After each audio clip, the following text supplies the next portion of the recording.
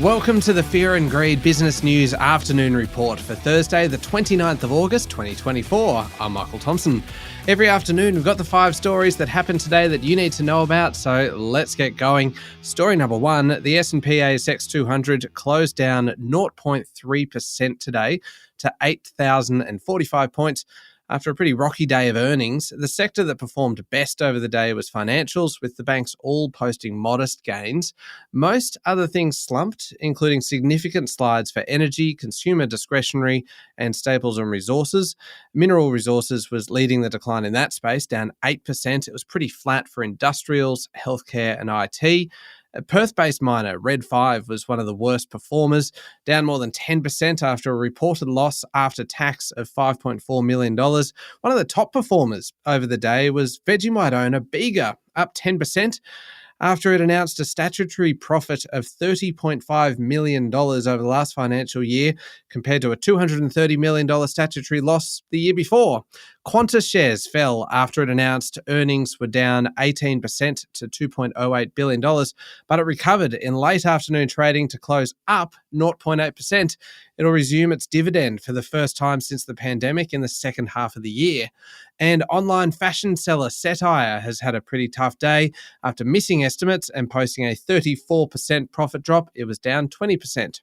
On to story number 2 now, and Nvidia's earnings have disappointed some investors, with its shares dropping nearly 9% in New York. That's because while the figures were objectively pretty good, there's a frenzy over the brand, with some expecting to be blown out of the water by future guidance. Despite reporting revenues for the second quarter up 15% over the previous 3 months at $30 billion and up 122% year on year, it was all about the third quarter. Nvidia expects these revenues to be up slightly, but some analysts were expecting a massive increase. Another issue flagged by the chipmaker are a few production challenges with the Blackwell product design, a chip for which there is a lot of anticipation. Nvidia is considered both a leader and a litmus test for the AI excitement that's taken hold for investors, so confidence in other companies will be affected by its success or failures too. Story number 3, back home for this one, Wesfarmers posted a 3.7% lift in profit over the financial year to around $2.56 billion.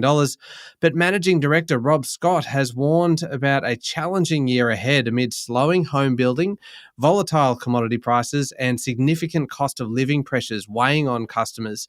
Over the last fiscal year, Kmart sales are up 4.4%, Officeworks was up 2.3%, Wesfarmers Health Division, which includes Priceline and Silk Laser Clinic, reported revenues up 5.9%, Bunnings sales were up 2.3%, but there's a slowdown coming apparently for the hardware business, with the growth already weakening in the second half of last year. Softening building activity is part of that story. Sales for the first 8 weeks of this financial year have also been slower across the Kmart group, including Target. Story number 4, Triple M and hit radio station owner Southern Cross Austereo is putting its TV network up for sale and cancelling its dividend amid the advertising slowdown. The TV ad market has been a headache for major media businesses this earnings season, with Nine also flagging challenges. Southern Cross CEO John Kelly said he'd had active negotiations to sell their 96 TV stations, with revenue across the entire business down 1% to $499.4 million, and underlying profit down 49% to $11.2 million. One positive is that its digital audio platform Listener is profitable and growing. And finally, story number 5, Pavel Durov, the founder of messaging app Telegram, has been charged in France in relation to alleged illicit activity on the app that authorities are looking to make him personally liable for. He's also been stopped from leaving the country. He's been investigated for complicity in managing a platform that enabled illegal transactions, as well as complicity in crimes as serious as enabling child abuse material to be distributed, as well as fraud and drug trafficking.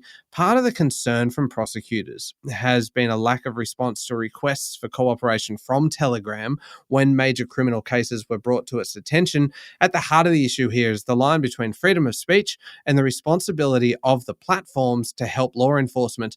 According to the New York Times, this case could come with a sentence of 10 years if Durov is found responsible. That's it for the afternoon report for Thursday, Thursday, the 29th of August, 2024. Don't forget to hit follow on the podcast and find Fear and Greed on LinkedIn, Instagram, X, TikTok, and Facebook. Join us tomorrow morning for the Fast 5 Business News by Fear and Greed, the top 5 business stories you need to know in just 5 minutes. I'm Michael Thompson. Enjoy your evening.